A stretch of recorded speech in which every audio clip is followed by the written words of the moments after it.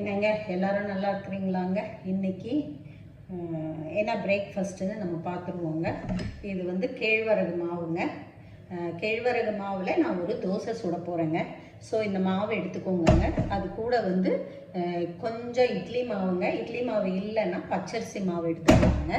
இது கூட வந்து பார்த்திங்கன்னா வெங்காயம், பச்சை மிளகா, கருவேப்பிலை, உப்பு, கொஞ்சோண்டு மிளகுத்தூள், பெருங்காயத்தூள், சீரகம் அண்ட் இந்த கொஞ்சம் தயிர்ங்க. தயிர் வந்து புளிக்கிறதுக்காக நம்ம ஆட் பண்ணணுங்க. அது நீங்கள் முதல் நாள் நைட்டும் கூட நீங்கள் ஊற வச்சுக்கலாங்க. நல்லா இருக்குங்க. முதல் நாள் நைட்டு ஊற வச்சு ஃப்ரிட்ஜில் வச்சுருங்க, வெளியில் வைக்காதீங்க. ஃப்ரிட்ஜில் வச்சுட்டு காலையில் எடுத்து கொஞ்சம் சீக்கிரமாகவே எடுத்து வச்சிட்டிங்கன்னா நீங்கள் சாப்பிட்ற நேரம் அது சுடும்போது ரொம்ப நல்லா இருக்குங்க இந்த தோசை. ஆனால் பார்க்குறதுக்கு கொஞ்சம் கரட முரடாக இருந்தாலும் தோசையினுடைய ருசி பார்த்திங்கன்னா அவ்வளோ நல்லா இருக்கும். ரொம்ப சத்தான ஒரு டிஷ்ஷுங்க இது. இப்போ பாருங்கள், நான் தோசை போடுறேங்க. இதில் எப்படி பண்ணுறேன் பாருங்கள். இதே இவ்வளோதாங்க. இது ஒன்றும் கஷ்டமான ஒரு தோசை கிடையாது, ஈஸி தான். ரொம்ப தின்னா போட்டுறாதீங்க, ஓரளவு இப்படியே இருக்கட்டும். இப்போது கொஞ்சமாக எண்ணெய் ஊற்றுங்க. ஆனால் சிம்மில் தாங்க, அடுப்பு சிம்மில் வச்சு தாங்க செய்யணும். இது ரொம்ப இம்பார்ட்டண்ட்டான ஒரு பாயிண்ட்டுங்க. ஆனில் வச்சிட்டிங்கன்னா அப்புறமா ரொம்ப கருகி போயிடுங்க. அதனால சொல்கிறேன், வெளியில் கருகிடும், உள்ளே வேகாது.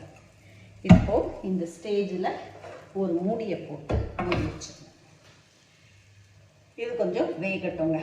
கேழ்வரகு வந்து ரொம்ப நல்ல ஒரு ஆரோக்கியமான ஒரு உணவுங்க, பழைய காலத்து உணவு. அந்த காலத்தில் இந்த கேழ்வரகு மாவில் வந்து ஒரு களி செஞ்சு அதை மட்டுமே கூட சாப்பிட்டுட்டு வேலைங்களுக்கு போவாங்கங்க. அவ்வளோ பசி தாங்கக்கூடிய ஒரு உணவுங்க.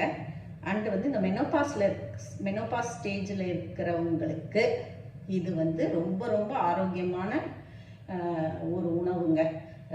ஏன்னா அந்த எனர்ஜி நிறையா கொடுக்குங்க. இது நமக்கு அந்த ஆக்டிவிட்டிக்கு, நம்ம உடல் ஆரோக்கியத்துக்கு ரொம்ப நல்ல ஒரு உணவுங்க. இந்த மாதிரி வெந்து வருங்க. இந்த மாதிரி வெந்து வரும். நீங்கள் என்ன பண்ணுங்கள், இது கொஞ்சம் அப்படியே வேகிற வரைக்கும் இதெல்லாம் வேகணுங்க. இப்படி இருந்தால் மாவாக இருக்கும். இது இந்த மாதிரி வரணுங்க. வெந்து இன்னும் கொஞ்சம் நேரம் கூடயும் மூடி வச்சுருவோம். இப்போ வந்து என்னுடைய பேஜ் வந்து சப்ஸ்கிரைப் பண்ணவங்க ஓகேங்க. சப்ஸ்கிரைப் பண்ணாதவங்களுக்கு நான் சொல்கிறது ஒன்று தாங்க, நீங்கள் சப்ஸ்கிரைப் பண்ணிவிடுங்க. பண்ணாதாங்க என்னோடய டிஷ்ஷஸ் வந்து உங்களோட லிஸ்ட்டில் ஆட் ஆகும், சப்ஸ்கிரிப்ஷன் லிஸ்ட்டில். ஸோ உங்களுக்கு அது வருங்க. நீங்கள் அந்த குக்கிங் டிஷ்ஷில் ஏதாவது ஒரு டிஷ்ஷை நீங்கள் செஞ்சு பார்த்துட்டு நல்லா இருக்குது அப்படின்னா நல்லா இருக்குது அப்படின்னு ஒரு கமெண்ட் போட்டுருங்க.